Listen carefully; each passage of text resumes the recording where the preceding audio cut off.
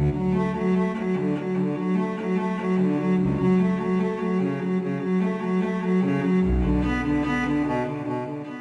not teaching this next piece to you, but what you're going to do is try to figure out if there's a rule, which there is.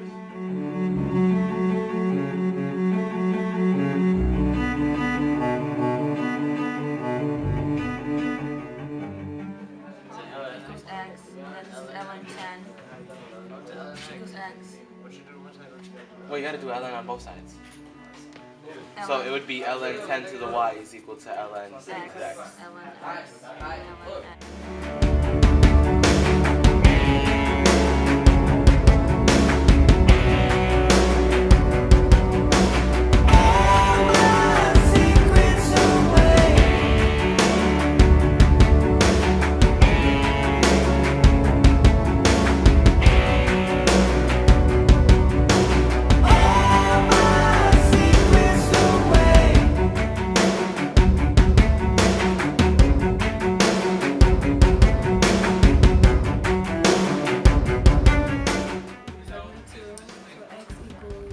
X equals square root of 72. Since it would be 1 squared.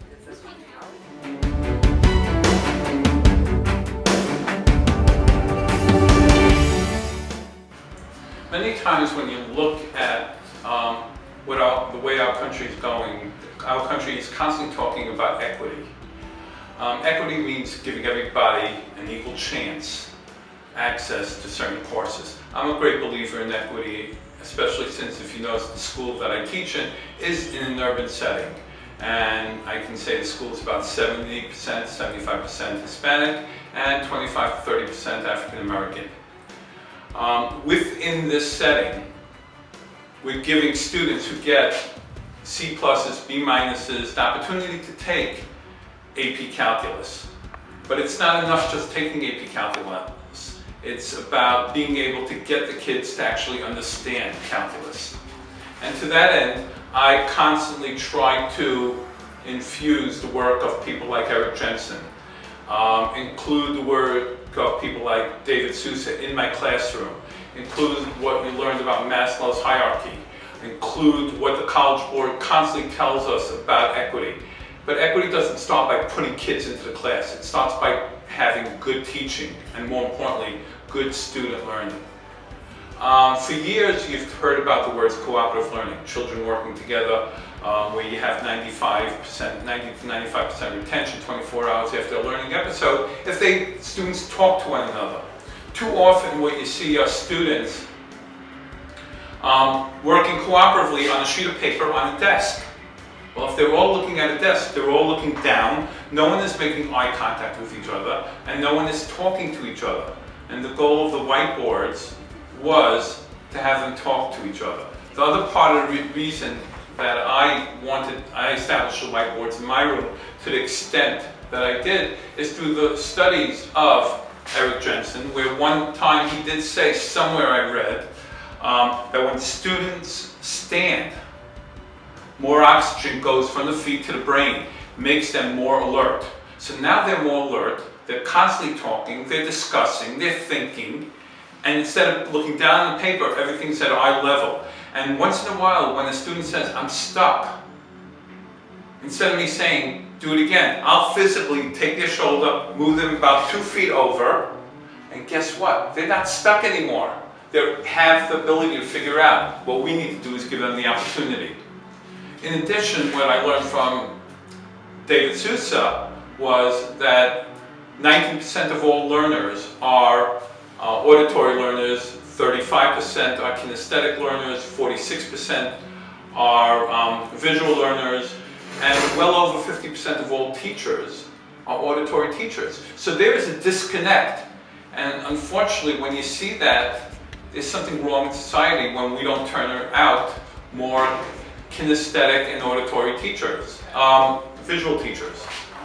With that, by doing these whiteboards the way they do, what we do is they are doing auditory. They're talking to each other. And of course, we have students teaching other students. They are kinesthetic. They're standing. They're moving around. They're seeing things in a different angle. And it's visual. notice they're using different colors on the whiteboards.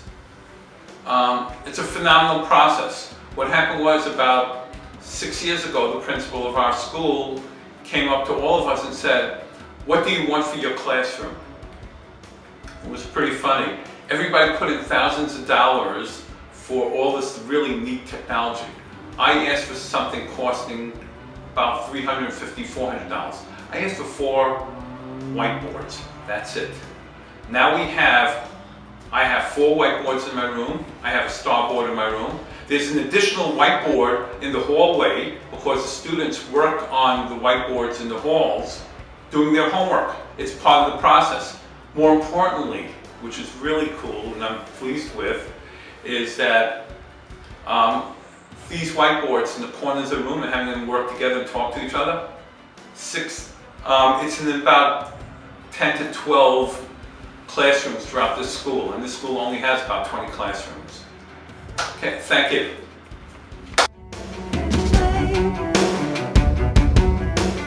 There's really nothing new about using whiteboards in a classroom. I guess what's new is maybe the way in which they're being used, and that is about putting the whiteboards where the students can really access them during the learning part of the class. Around the walls where they can stand in small groups or in pairs and really work out a problem or the solution to a dilemma and visualize it. There's just something about them being on their feet during this process that seems to bring out the best in their conversations and their thinking. I mean, we've even put whiteboards in the hallways, and you can walk down the hall and see students hashing out a problem that they might have been discussing at lunch or something. So, not all technology is electronic. It's really about what you do with the technology.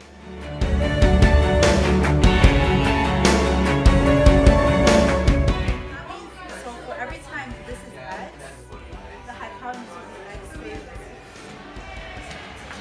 Yeah, I feel so successful now, is it? I feel accomplished.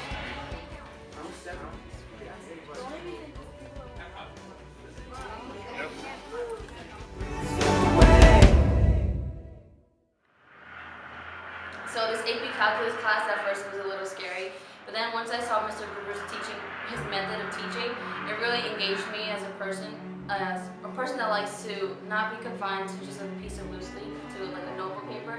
When he put this on the whiteboards, it's a different experience. Like it's a group collaboration where we all just pitch in our ideas. It's this big space where I can write out and see my problems, see the careless mistakes. Mr. Gruber, sometimes he gives us questions that he's taught everything we need to solve them, but now it's just a matter of how we apply the techniques and the laws that he's shown us.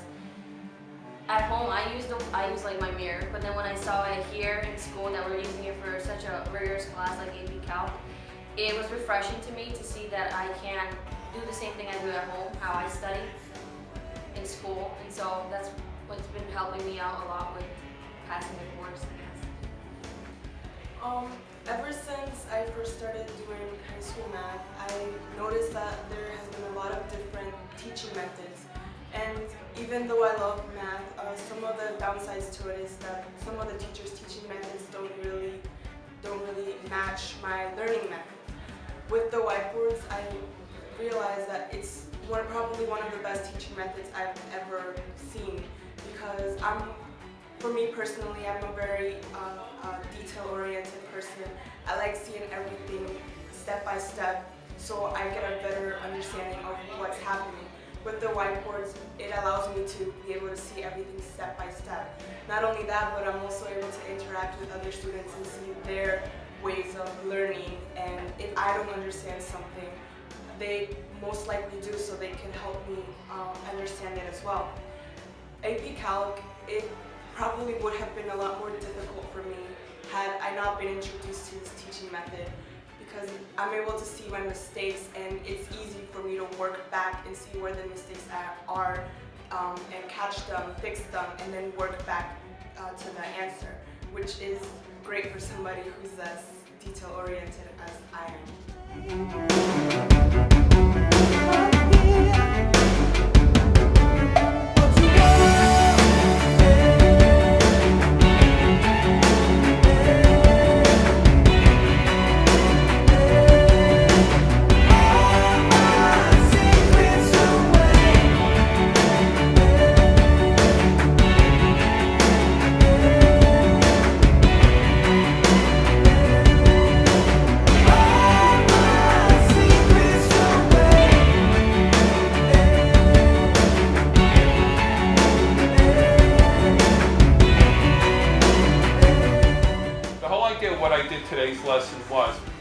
reviewed natural logs, how to find the derivative of natural logs.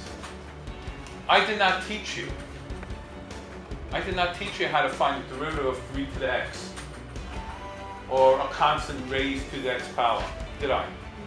I did not teach you how to find the logarithm using LOG. But you had the ability to teach yourself. And that's what problem solving does. Number one, you were able to teach yourself.